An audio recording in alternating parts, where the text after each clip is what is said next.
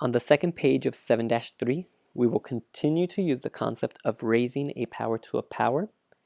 The difference in these problems is that we now have a coefficient in front of our variable. Let's take this problem, 2x to the power of 4 raised to the power of 3.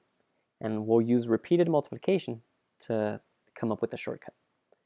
So we have our base, 2x to the power of 4, and we're going to rewrite it a total of 3 times.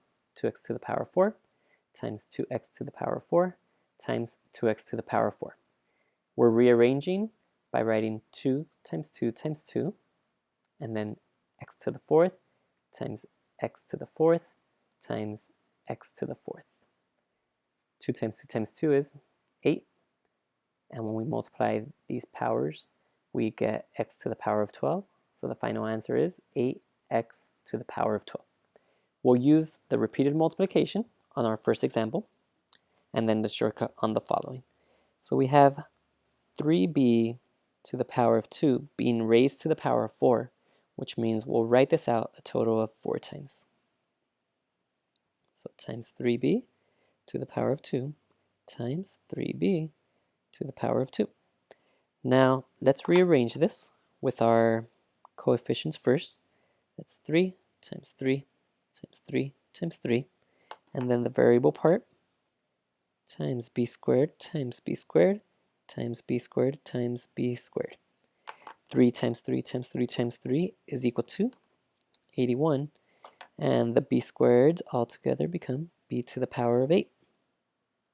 So what's the shortcut? The shortcut would be 3 to the power of 4, which is 81. b squared to the power of 4 means we multiply the exponents, giving us 8. Okay, now let's apply the shortcut on the upcoming problems. So now we have 7 raised to the power of 2, and we have g to the power of 6 raised to the power of 2, which means we multiply the exponents.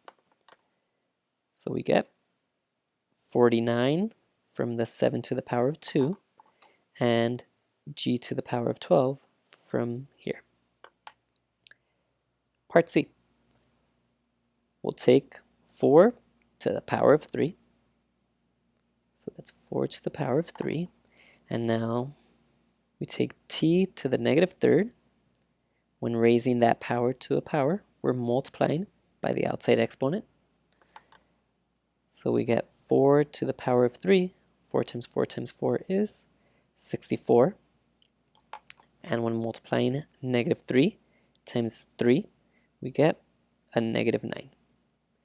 Now let's use our negative exponent rule to take our t to the negative 9th down into the denominator to make it a positive exponent.